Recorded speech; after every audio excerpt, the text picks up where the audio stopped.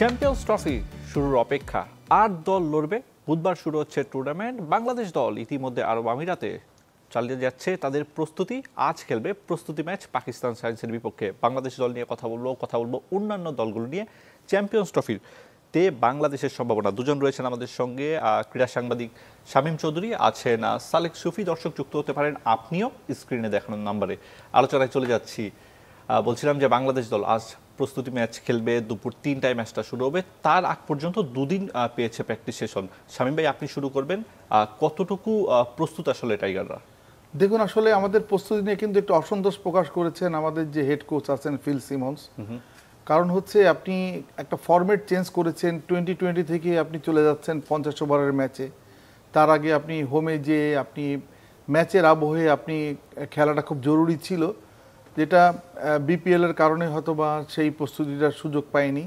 তারপর আমি বলবো যে আপনি 20 ওভারের ম্যাচে যেটা প্র্যাকটিস করেছেন, এবার তো দেখছেন যে উইকেটগুলো ভালো ছিল, আমাদের রান কিন্তু পর্যাপ্ত হয়েছে। আমাদের যে মূলত হচ্ছে আমাদের এখন শক্তি ধরা হয়েছে পেস ব্যাটারিকে, আমাদের সে পেস স্ট্রেংথটা তাদের ঠিকই সক্ষমতা প্রদর্শন করেছে। সুতরাং প্রস্তুতিটা যদিও ঘাটতি হচ্ছে আপনার ফরম্যাটের, কিন্তু আমার মনে হয় যে পর্যাপ্ত প্রস্তুতি সেই ক্ষেত্রে কিছুটা ঘাটতি থাকলেও আপনি আপনার যে প্র্যাকটিস ম্যাচ আছে আজকে যে বললেন যে পাকিস্তান সায়েন্স, এটা কিন্তু পাকিস্তান এই টিম, এবং এই টিমে কিন্তু খেয়াল করে দেখবেন যে পাকিস্তানের যে ন্যাশনাল টিমটা খেলবে চ্যাম্পিয়ন্স ট্রফি, তার থেকে কিন্তু কোনো অংশে এদের স্ট্রেংথ কম নয়। আচ্ছা, তাই না? সাদাব খানের মতো ক্রিকেটারও এখানে আছেন। সুতরাং এই প্র্যাকটিসটা করে নেওয়াটা খুব ভালো হবে, জরুরি হবে। এই কারণেই যে আপনি কিন্তু প্রথম ম্যাচই খেলতে যাচ্ছেন অনেক বড় প্রতিপক্ষের সাথে, ভারতের সাথে, সে কথাটা আপনার বিবেচনা করতে হবে। জি, সেক্ষেত্রে আপনি যেটা বলছিলেন যে প্রস্তুতির ঘাটতি, টি-20 থেকে টাইগাররা প্রস্তুতি নিয়ে এসেছে, কিন্তু আর কি কোনো অপশন ছিল? আসলে একটু অপশন ছিল কি, ধরেন আপনি ফরম্যাট, আপনি যখন বিসিবি যখন ক্যালেন্ডার তৈরি করেছে, বিপিএলটাকে যদি আপনি রিশিডিউল করতে পারতেন, ধরেন আপনি বিপিএলটাকে একটু এগিয়ে নিতে পারতেন, প্রিমিয়ার ডিভিশনটা স্টার্ট করে দিতে পারতেন, তাহলে প্রিমিয়ার ডিভিশনে যদি 3-4টা ম্যাচ খেলে তারা যদি আপনার অবতীর্ণ হতে পারতো, আমার জন্য ভালো হতো। কারণ প্রিমিয়ার ডিভিশন হচ্ছে আইডিয়াল প্রিপারেশন বলা হয় 50 ওভারের ম্যাচের জন্য। এটা তো পুরো 50 ওভারের ম্যাচ, এবং ক্লাব ক্রিকেট জানেন অনেক বেশি কম্পিটিটিভ আমাদের বাংলাদেশে, তাই না? বিশেষ করে ঢাকার ক্লাব ক্রিকেটটা, তাহলে কিন্তু অনেক ভালো হতো। সব স্টার ক্রিকেটারই প্রিমিয়ার ডিভিশনে খেলে, এটাও একটা বিরাট ব্যাপার ছিল। তাদের তো ক্লাবগুলো অনেক টাকা দিয়ে নেয়, ক্লাবও চায় তাদের কাছ থেকে ফুল আউটপুটটা পেতে। সেটা আমাদের জন্য অনেক বেটার হতো প্রিপারেশন। তাহলে আপনি টিম সিলেকশনের ক্ষেত্রেও কিন্তু আপনার সহজ হতো। আপনি গেলেন এমন একটা টিম যে আপনার ক্যাপ্টেন উনি কিন্তু দীর্ঘদিন কিন্তু ম্যাচে নাই, ওইভাবে নাই। কারণ আপনি দেখেন বিপিএলে উনি হাতে গোনা মাত্র কটি ম্যাচ খেলেছেন, সব ম্যাচ খেলতে পারেননি। হ্যাঁ, উনি কিন্তু ক্যাপ্টেন্সি করবেন, এটা কিন্তু বিরাট ব্যাপার যে আপনি যেই স্কোয়াডটা নিয়ে যাচ্ছেন সেই স্কোয়াডের ক্যাপ্টেনই ম্যাচে নাই, তাহলে আপনি একটু কোশ্চেন থেকে যায়। কারণ উনি লিডিং দ্য ফ্রন্ট, উনি কিন্তু সামনে ভূমিকা রাখবে, পুরো টিমকে নেতৃত্ব দিবেন। ওনার ব্যাটিং অর্ডারটা এমন যে ওনাকে কিন্তু রোল প্লে করতে হবে, বিশেষ একটা রোল প্লে করতে হবে। একদমই। একজন দর্শক রয়েছেন আমাদের সঙ্গে। দর্শক, আপনার নাম পরিচয় জানিয়ে প্রশ্ন কিংবা মতামত জানাতে পারেন। আমার নাম মোহাম্মদ নুরানি, সিরাজগঞ্জ থেকে বলছি। জি, আমার প্রশ্ন হচ্ছে যে তানজিদ তামিম তার রেজিমেন্টে প্রথম ম্যাচে নামানো যায় না। জি, সালেক সুফি ভাই। আচ্ছা, আমি এই প্রশ্নের উত্তর দেওয়ার আগে শামীমের সাথে সহমত প্রদর্শন করে কিছু কথা বলি। টুর্নামেন্টে 8টা দল আছে। আমাদের প্রস্তুতির কথা তো উনি বর্ণনা করলেন। বাকি 8টা দলের 7টা দলের প্রস্তুতি দেখেন। পাকিস্তান সহ 3টা দল ট্রাই নেশন খেললো, ভারত খেললো ইংল্যান্ডের সাথে, আফগানিস্তানের হোম হলো দুবাই, অস্ট্রেলিয়াও খেলেছে। অস্ট্রেলিয়া তো আমি প্রিপারেশন জানি, অস্ট্রেলিয়া তো এসে ছিল, বর্ডার গাভাস্কার ছিল, তারপরে দুবাইতে এসে প্র্যাকটিস করেছে, শ্রীলঙ্কার সাথে সিরিজ খেললো। তো আমরা তো আমরা আইসিসি ফরম্যাটে ওডিআইতে 9 নম্বর দল। তারপরে আমাদের এই প্রস্তুতি সামান্য। প্রথম ম্যাচে আমরা টুর্নামেন্টের হট ফেভারিট ইন্ডিয়ার সাথে খেলবো, এবং ইন্ডিয়া কিন্তু অন্য আরেকটা দিকে দেখেন, ইন্ডিয়া একমাত্র দল তাদের সবগুলি ম্যাচ একই জায়গায় খেলবে। So it will be very very difficult task for us. আর ও যেটা প্রস্তুতির কথা বলেছে, যে টিমের অধিনায়ক উনি ফরচুন বরিশালে খেলেছেন, উনি টিমের কম্বিনেশনের জন্য হয়তো ম্যাচ কম খেলেছেন। যদি বিসিবি ইমাজিনেটিভ হতো, এটার কথা যদি চিন্তা করতো, একটা স্টেজে এসে কিন্তু ওরা অন্য একটা দলে, কারণ ফরচুন বরিশাল হ্যাড অপশন, এটা তো ইন্টারনাল অ্যারেঞ্জমেন্ট করে করা যায়, তারা অন্যটা দলে খেলার সুযোগ দেওয়া উচিত ছিল। আপনি প্রিপারেশন দেখেন এটা কি পসিবল যে বিপিএল এর চলাকালীন এক উই টিম ক্যান থেকে আরেক we can always change for our interest, এগুলি মিউচুয়াল। এতে তো আরো হাস্যরস ক্রিয়েট হতো না, মানে এটা এমনি বিপিএল নিয়ে এত বিতর্ক হাস্যরস ক্রিয়েটেড হবে যখন উনি উইদাউট প্রিপারেশন উনি টপ অর্ডারে যে ক্যাপ্টেন যখন ফেল করবেন, সেটা কি কম হাস্যরসের হবে? স্ট্র্যাটেজিক্যালি যখন টিম হয়, কম্পোজিশন দেওয়া হয়, তখন তো বিসিবির একটা ইন্টারেস্ট থাকা উচিত যে উই শুড ফোরসি দ্যাট আমরা কোথায় যাচ্ছি। যাই ফরগেট অ্যাবাউট দিস। আরেকটা জিনিস চিন্তা করেন, আমাদের বোলাররা কিন্তু equally competent, pace attack is very good, যদিও সাকিব নাই, স্পিনো is not that far behind. আমাদের প্রথম সমস্যা হলো ব্যাটিং, টপ অর্ডার ব্যাটিং। এখানে ঠিক আছে আপনার সৌম্য ওয়াজ injured, remember Soumya was injured, he is coming back, একটা দুইটা খেলা খেলছে। এখানে তানজিদ তামিম যে উইকেটে খেলেছে, যদিও সাদা বলের ক্রিকেট, তানজিদ তামিমের রান পেয়েছে, but T20 and one day is vastly different. যদিও স্ট্রাকচার সেম, T20-তে ইউ ক্যান অ্যাফোর্ড মানে গোয়িং বিগ, তারপরে হয়তো কনসলিডেট করলেন। আর ওডিআই কিন্তু you have to do both, you have to play your stroke, you have to build your innings. So আমাদের ওপেনিংয়ে যে তানজিদ তামিম আর সৌম্য রেডি করবে, সৌম্য আমি জানি না আবারও ইনজিওর্ড হয়েছে, কতদূর ফিরবে। পারভেজ ইমন ইজ ভেরি র। আর যাদের সাথে খেলবে আপনি চিন্তা করেন যে ভারতের সাথে খেলবেন, সামি, আর্শদীপ সিং, দে আর ইন তুখোর ফর্ম। এই প্রথম দিকে যদি এই ইনএক্সপেরিয়েন্স টপ অর্ডার অ্যান্ড 3 নম্বরে আনবেন যেখানে ইসের ক্যাপ্টেনের প্র্যাকটিস নাই, তাই আমাদের টপ অর্ডার যদি দাঁড়াতে না পারে, তাহলে কিন্তু সেখানেই আমরা অনেকটা পিছিয়ে পড়ব। আর এখানে যে ম্যাচগুলি আছে, আরেকটু বলি, যে ম্যাচগুলি আছে, যে উইকেট 300 রান কিন্তু প্রায় হবে, পাকিস্তান উইকেট হোক বা ইসে হোক। আমরা যদি 280 to 300 কনসিস্টেন্টলি করতে না পারি, আমরা ভারতের সাথে তো জানি না, আই ডোন্ট থিঙ্ক দ্যাট ভারতের সাথে ভারতও এত সহজ হবে, কারণ এইসব আমাদের গ্রুপে যে 3টা দল আছে, ভারতকে তো আমরা টুর্নামেন্টে হারানোরই রেকর্ড আছে, পাকিস্তানকেও আমরা ওয়ার্ল্ড কাপে হারিয়েছি রেকর্ড আছে, নিউজিল্যান্ডের সাথে আমরা হোয়াইট ওয়াশ করেছি রেকর্ড আছে। I still feel that team will be playing all right, but preparation wise আমরা অন্য কোনো টিমের যাত্রায় যেতে পারিনি, যার জন্য রিকি পন্টিংয়ের মতো মানুষ আমাদের বলেছে 8 জনের মধ্যে আমরা বটম। জি জি, আপনার কাছে কোন অপশনটা বেটার মনে হয়? সৌম্যর সঙ্গে তানজিদ তামিম ওপেন করবে, নাকি হচ্ছে পারভেজ ইমন এবং তানজিদ তামিম তাদের নামানো উচিত?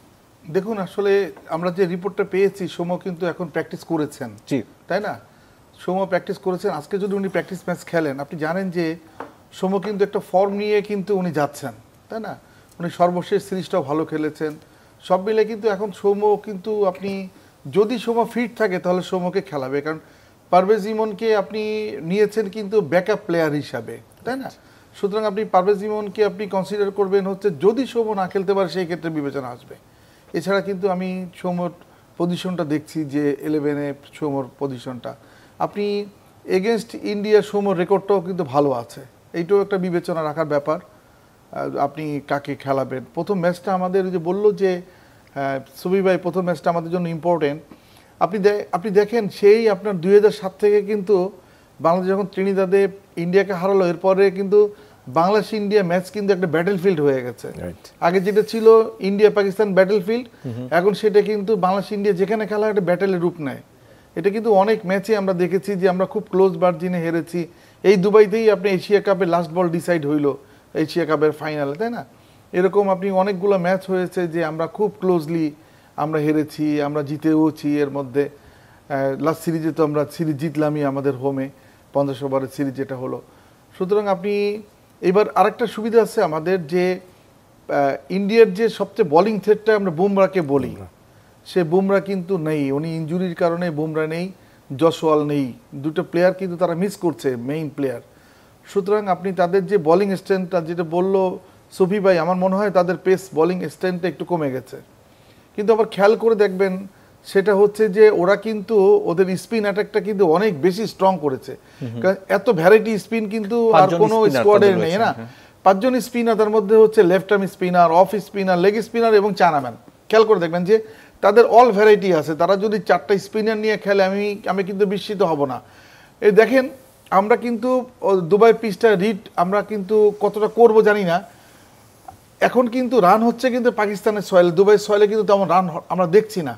এখন দুবাইয়ের উইকেটটা যদি স্পিন ফ্রেন্ডলি হয়, যেহেতু ভারত সবকটা ম্যাচ দুবাইতে খেলবে, তারা ওই হিসাব করেই নিচ্ছে। তারা হয়তো বা কোনো না কোনোভাবে তারা রিড করেছে দুবাইয়ের উইকেটটা আপনার সাধারণত স্পিন ফ্রেন্ডলি হয়, তাই না? বিশেষ করে আপনি সেকেন্ড আওয়ারে এটার কিন্তু অন্য ক্যারেক্টার দেখায়, সেই কারণে কিন্তু তারা স্পিন শক্তিটা বাড়িয়েছে।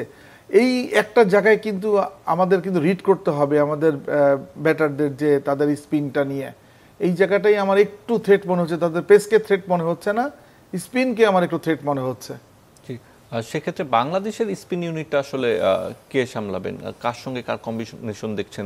রিশাদ থাকবেন, তার সঙ্গে আর কে? মিরাজ তো খেলবে, মিরাজ উইল বি দেয়ার, আর এর সাথে নাসুম আছে, নাসুম আছে না, নাসুম আমার মতে অন্তত দুবাইতে 2 পেসার 3 স্পিনার নিয়ে খেলা উচিত। যে কথা বললো যে দুবাইতে, সেক্ষেত্রে তো রিশাদ আসবে, রিশাদ থাকলে আবার ব্যাটিংটা বটম অর্ডার ব্যাটিংটাও একটু স্ট্রেংথ হবে। বাংলাদেশ ইন্ডিয়ার খেলা কিন্তু রিলেটিভ স্ট্রেংথ দিয়ে হবে না। Again he has pointed out it will B a different game. Bharat কিন্তু বাংলাদেশের সাথে ওয়ানডে ফরম্যাটে বা T20 ফরম্যাটে খেলতে সাইকোলজিক্যাল প্রেশারে থাকে, pressure is on them. They always think that Bangladesh যদি জিতে যায় এটা তাদের জন্য ব্যাড একটা প্রেসিডেন্স হবে। I say that it's a 60-40 game, 40 in favor of Bangladesh. কিন্তু Bangladesh may also surprise if they can bat well. Chase করে কিন্তু পারবে না। If for any reason India bats fast and scores even 280 run, তখন কিন্তু বাংলাদেশকে ওরা নানান প্রেশারে ফেলে দেবে। স্পেশালি ওদের যে লেফট আর্ম চায়নাম্যান বোলার আছে, ওদের লেগ স্পিনার আছে, অফ স্পিনার আছে। ভারত কিন্তু স্পিন দিয়ে খেলবে, কারণ সামি কিন্তু অনেক দিন ধরেই খেলেনি। যে কথা বলেছে, আমাদের একটা অ্যাডভান্টেজ, আমি তো বর্ডার গাভাস্কার সিরিজের খেলাগুলি দেখেছি। বর্ডার গাভাস্কার সিরিজে এবার কিন্তু বুমরা ভার্সেস ভারত খেলা, বুমরা ভার্সেস অস্ট্রেলিয়া খেলা হয়েছে। So this is a big advantage that Bumrah is not playing. আর জাসওয়াল তো পুরা সিরিজে কেমন খেলেছে, এই অ্যাডভান্টেজগুলি নিতে হবে। আই থিঙ্ক দ্যাট বাংলাদেশের থিঙ্ক ট্যাঙ্ক ভারতের স্ট্রেংথগুলির অ্যানালাইসিস করছে। যেমন বিরাট কোহলির কথা বলেন, 3rd 4th উইকেটের বাইরে ওকে বল আউটসুইং করায় যেভাবে নিয়ে গেছে। আমাদের ভারত যখন বোলিং করবে তখন যদি তাসকিন একটা দুইটা সারপ্রাইজ করে বা মুস্তাফিজ যদি একটা দুইটা ব্রেক থ্রু করে নিয়ে দেয়, তারপরে কিন্তু মিডল অর্ডারটা খুব ইম্পর্টেন্ট হবে। ওদের কিন্তু ব্যাটিং ডেপথ ইজ টেরেবল, 8 জন 9 জন। তো ভারত যদি প্রথম ব্যাটিং করে, ভারতকে যদি 260 270-তে করতে পারে, সেটা চেস করা খুব চ্যালেঞ্জিং হবে। বাট বাংলাদেশের জন্য লাকি হব আমরা যদি টসে জিতে বা কোনোভাবে আগে ব্যাটিং করে রান করি। আর পাকিস্তানের ভারতের সাথে যদি হেরে যাই, then it will be difficult for us to come back. কারণ পাকিস্তান জানেন দে উইল বি ডেসপারেট। বর্তমানে যাই হোক, কয়েকদিন আগে দেখছেন 350 চেস করে জিতছে, 354 চেস করে জিতছে। আর নিউজিল্যান্ড তো সিরিজেই চ্যাম্পিয়ন হলো। সো আমাদের জন্য টাস্কটা is not so easy. Still then আমি বলি, যদি আমরা প্ল্যান করে খেলতে পারি, প্ল্যান করে ব্যাটিং করতে পারি, আর আমাদের যেটা fielding, if you don't drop catches, we can be competitive. Let's hope for the best. আমাদের অ্যাম্বিশনটা হাই হওয়া উচিত না, হাই হলে ফ্রাস্ট্রেশন আসবে। But let's hope that Bangladesh compete and win at least 1 or 2 match. জি, আমরা আবার আলোচনায় ফিরবো, তবে তার আগে ছোট্ট একটা বিরতি নিচ্ছি। ক্লেমন বিয়ন্ড দ্য গ্যালারিতে কোথাও যাবেন না। বিরতির পর আবারও ফিরে এলাম ক্লেমন বিয়ন্ড দ্য গ্যালারিতে। আপনাদের সঙ্গে রয়েছে আমি আরিফুল ইসলাম, আর আমার সঙ্গে রয়েছেন ক্রীড়া সাংবাদিক শামীম চৌধুরী এবং ক্রীড়া বিশ্লেষক সালেক সুফি। দুজনের সঙ্গে কথা বলছিলাম ভারত এবং বাংলাদেশ নিয়ে। এখন কথা বলতে চাই বাংলাদেশ পাকিস্তান ম্যাচটা কেমন হবে, একই সঙ্গে নিউজিল্যান্ড নিয়েও আমরা কথা বলবো। দেখুন, আমাদের সাথে কিন্তু পাকিস্তানের বিপক্ষে আমাদের রেকর্ডটা রিসেন্ট কিন্তু ভালো। আপনি পাকিস্তান যেই মাঠে আমি খেলবো রাওয়ালপিন্ডিতে, সেই মাঠে কিন্তু আমরা টেস্টে পাকিস্তানকে 2-0 হারিয়ে আসছি। এটা একটা কিন্তু সুইট মেমোরি কিন্তু আমাদের ক্রিকেটারদের সবার মধ্যে আছে। আর খেয়াল করে দেখবেন, সবিবাজ যেখানে বললো, আমি একটু দ্বিমত পোষণ করি এই জায়গাটায়। পাকিস্তান কিন্তু রিসেন্ট হোমে কিন্তু ভালো করছে না। পাকিস্তানের এটা স্বভাবগতভাবেই দেখা যাচ্ছে যে আপনার রিসেন্ট পাস্টে হোমে ভালো করছে না। আপনি নিউজিল্যান্ডকে হারিয়েছেন 354 চেস করে, কিন্তু পরবর্তী থেকে নিউজিল্যান্ডের সাথে সিরিজটা কিন্তু হেরে আসছেন। এখন সেটা হলো যে যদি আপনি রিসেন্ট ওয়ানডে ফর্ম আপনি বিবেচনা করেন, সেই ক্ষেত্রে কিন্তু আপনার নিউজিল্যান্ড বেশ এগিয়ে। এই গ্রুপের মধ্যে যদি আপনি স্বচ্ছ কাচের মতো যদি বলি, যদি আপনি নিক্তির কাতায় যদি মাপেন, তাহলে কিন্তু আপনি ইভেন ইন্ডিয়ার উপরে রাখবেন নিউজিল্যান্ডকে। কারণ নিউজিল্যান্ডে এখন এই টিমের নিউজিল্যান্ডে কিন্তু 5 জন অলরাউন্ডার আছে, তাই না? আপনি তাদের পেস ব্যাটারি অনেক স্ট্রং, স্পিন অনেক ভালো। তারপরে রাচিন রবীন্দ্রের মতো একটা ম্যাচ উইনার আছে, গ্লেন আপনার ফিলিপের মতো প্লেয়ার আছে, তাই না? কেন উইলিয়ামসের তো ক্যারিয়ারের পড়ন্ত বেলায়, Experienced. তারপরও সে কিন্তু Experienced. রীতিমতো রানে আছেন সব সময়, তাই না? সুতরাং আপনি Conway আছে, হ্যাঁ, Conway। আবার তাদের সবচেয়ে বড় ম্যাচ উইনার হলো অধিনায়ক সেন্টার, Santner। তাই না? তো দুর্দান্ত পারফর্ম করছে কিন্তু লাস্ট সিরিজেও আপনি যে উইকেট আপনি রান করছেন, প্রচুর রান করছেন, সেখানেও কিন্তু উইকেট পেয়েছেন উনি, একেবারে ঠিক নিয়মিত বিরতি উইকেট পেয়েছেন। এবং লাস্ট ম্যাচে তো পাকিস্তানকে খুব ভালোভাবে আটকে রেখেছেন সেন্টনারি। আচ্ছা, এখন আরেকটা ব্যাপার, সেটা হলো পাকিস্তান এই যে টিমটা খেলছে, এই টিমটাকে আমাকে যদি স্ট্রেংথের কথা বিবেচনা করেন, আমি বাংলাদেশের থেকে ভালো স্ট্রেংথ তাদেরকে বলবো না, কারণ পাকিস্তানের এখন পেস অ্যাটাকের থেকে আমাদের বাংলাদেশের পেস অ্যাটাকটা গ্র্যাজুয়ালি ইমপ্রুভ করছে। পাকিস্তানের ব্যাটিংয়ে আপনি রিজওয়ান যদি ফর্মে না থাকে তাহলে কিন্তু অনেক বিপদ তাদের। সালমান আগা আছেন, কিন্তু আপনার পাকিস্তান দেখেন বাবর কিন্তু সেই অবস্থানে এখন নেই। বাবর ইন অ্যান্ড আউটের মধ্যে আছেন এবং উনি কিন্তু বেশ কিছু ম্যাচে ধারাবাহিক না, এটা একটা ব্যাপার। বাবরকে কেন্দ্র করে কিন্তু এখন ওরা খেলছে না, কারণ ওদের ক্যাপ্টেন রিজওয়ানকে কেন্দ্র করে ওরা খেলছে। আর পাকিস্তানের লেট অর্ডারে একটু সমস্যা দেখছি আমরা সর্বশেষ কয় ম্যাচে দেখলাম।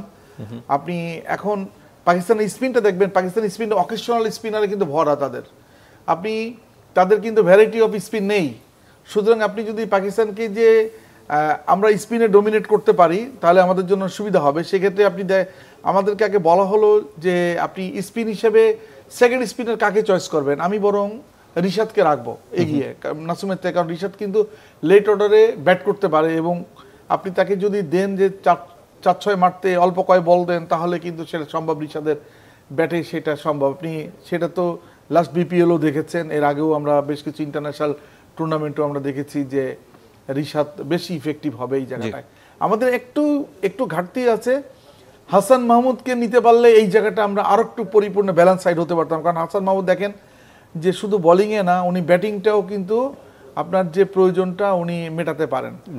এখন আমাদের সর্বশেষ 2017 সালে যেটা আপনার আইসিসি চ্যাম্পিয়ন্স ট্রফি হয়েছিল সেটাতে পাকিস্তান চ্যাম্পিয়ন, আর আমরা কিন্তু সেমিফাইনালিস্ট। আমাদের বেস্ট এভার পারফর্ম কিন্তু আইসিসির কোনো মেগা ইভেন্টে এটাই ছিল, তাই না? সেই টিমের কিন্তু মেইন ক্যারেক্টার কিন্তু আমরা পাচ্ছি না। সেই টিমের মেইন ক্যারেক্টার ছিল সাকিব মাহমুদুল্লাহর একটা পার্টনারশিপে কিন্তু নিউজিল্যান্ডকে হারিয়ে আমরা কিন্তু সেমিফাইনালে উঠেছিলাম, তাই না? এখন আমরা সাকিবকে বড় ধরনের মিস করবো। সাকিব থাকা মানে তো জানেনই আপনি batting bowling even fielding, plus হচ্ছে উনি যদি ক্যাপ্টেন্সি নাও করেন, শ্যাডো ক্যাপ্টেন হিসেবে উনি একটা রোল প্লে করতে পারেন। এই জায়গাটা আমরা বড় ধরনের একটা শূন্যতা অনুভব করব, এটা বলার অপেক্ষাই রাখে না। কিন্তু তারপরে এই টুর্নামেন্টটা আমাদের মুশফিক এবং মাহমুদুল্লাহর জন্য কিন্তু রিমার্কেবল একটা টুর্নামেন্ট, কারণ সিসির কোনো মেগা ইভেন্টে এটাই তাদের শেষ ইভেন্ট হতে যাচ্ছে। সুতরাং তাদের জন্য আমাদের কিন্তু কিছু করে দেখার তাড়া আছে এবং এই জুনিয়র ক্রিকেটারই সম্ভবত তাদের জন্য কিছু একটা উপহার দিতে চায়। আশা করি সেই দিকেই চ্যাম্পিয়ন্স ট্রফিটা ধাবিত হচ্ছে আমাদের জন্য। জি, খুব সংক্ষেপে জানতে চাচ্ছি যে প্রেডিকশন যদি করতে বলি এ গ্রুপ এবং বি গ্রুপ, এ গ্রুপের কথা যে কোন দুটো দল সেমিতে উঠতে পারে? এই গ্রুপ তো পাকিস্তান, বাংলাদেশ, ভারত, পাকিস্তান। আমি নিউজিল্যান্ড আর ইন্ডিয়াকে মনে করি এই গ্রুপে। Bangladesh is a dark horse. আর ওই গ্রুপ থেকে অস্ট্রেলিয়া আমার দল, আমি অস্ট্রেলিয়াকে এগিয়ে রাখবো, যদিও অস্ট্রেলিয়ান পেসারটাকে অনেক উইক হয়ে গেছে, যেহেতু প্যাট কামিন্স নাই, হেজেলউড নাই, স্টার্ট নেই। ইংল্যান্ড অতটা সুবিধা করতে পারবে না আমি যতটুকু ইন্ডিয়াকে দেখলাম। ওখানে কিন্তু অস্ট্রেলিয়া, ইংল্যান্ড, তারপরে কি আফগানিস্তান, আর কে আরেকটা 14 কে দক্ষিণ Africa, south Africa and Australia normally যাবে, কিন্তু ডোন্ট রুল আউট আফগানিস্তান। ওকে, শামীম ভাই একই প্রশ্ন। আমি এই গ্রুপটা আসলে কিন্তু ব্যালেন্স গ্রুপ হয়েছে, যে যাই বলুক না কেন। আপনি ধরেন সবার হিসাবেই আছে যে ইন্ডিয়াকে সবাই দেখছে যে সেমিফাইনালিস্ট হিসেবে দেখছে। সেকেন্ড সেমিফাইনালিস্ট কে? এটা নিউজিল্যান্ড হবে না পাকিস্তান হবে না বাংলাদেশ হবে, তাই না?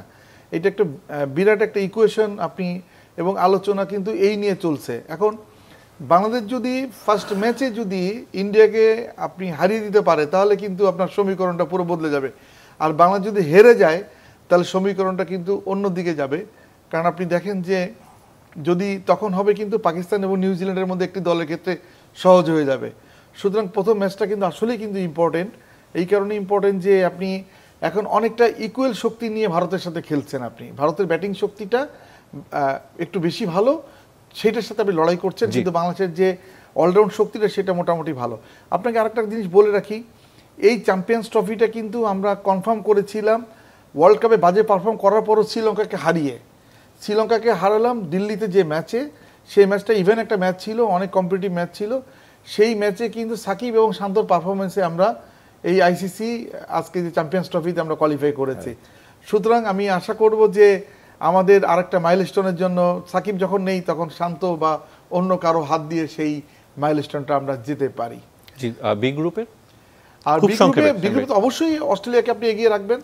অস্ট্রেলিয়ার এখন যে ফর্মে আছে, অস্ট্রেলিয়াকে এগিয়ে না রাখার কারণেই দ্বিতীয় দল হিসেবে আসলে সাউথ আফ্রিকার নামটাই বেশি উচ্চারিত হচ্ছে। আর আফগানিস্তান যেহেতু তাদের হচ্ছে হোম, এবং রিসেন্ট হচ্ছে রশিদ খান খুব দুর্দান্ত ফর্মে আছে, তাদের ওপেনিং কম্বিনেশনটাও ভালো, একটা লম্বা জুটি করতে পারে। সুতরাং তাদের কিন্তু ওপেনিং পার্টনারশিপটাই ভালো। এরপরে যদি বিবেচনা করেন তাহলে কিন্তু মাঝখানে একটা বাজে অবস্থা আছে, তারা মিডল অর্ডারে তেমন একটা সাপোর্ট দিতে পারে না। তাহলে কিন্তু তাদেরও একটা সম্ভাবনা থেকে যায় যদি তারা ওই দুবাইয়ের সয়েলে তারা সেরকম খেলতে পারে পাকিস্তানের সয়েলে, কারণ এই জায়গায় এই কন্ডিশনে তারা কিন্তু প্রচুর ম্যাচ খেলেছে। জি সুফি ভাই, খুব সংক্ষেপে কতটুকু এক্সাইটিং হবে এবারে চ্যাম্পিয়ন্স ট্রফি? ডেফিনেটলি অনেক, 8টা দলের মধ্যে কিন্তু ডিফারেন্স যদি আপনি ধরেন খুব একটা বেশি না, যে কোনো দলকে আপসেট করার মতো ক্ষমতা আছে। It will be very very exciting and world cricket will be following it.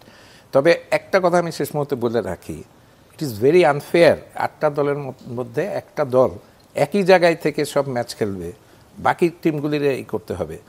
After all এই ডিবেটের পরেও যে খেলা শুরু হয়েছে, ইট will be very very exciting and it can be anybody's game. First রাউন্ডে যদি হয়ে যায়, পরে কিন্তু যে কোনো কেউ জিতে নিতে পারে। জি, অসংখ্য ধন্যবাদ আপনাদের দুজনকে আমাদের সঙ্গে যোগ দেওয়ার জন্য। এটাই আসলে সবথেকে বড় প্রশ্ন যে আইসিসির কর্মকাণ্ড নিয়ে তৈরি হয়। সেই যাই হোক, প্রস্তুতি ম্যাচে বাংলাদেশ দারুণ করুক এবং সে আত্মবিশ্বাস নিয়ে মূল টুর্নামেন্ট শুরু করুক, সেই প্রত্যাশা সমর্থকদের।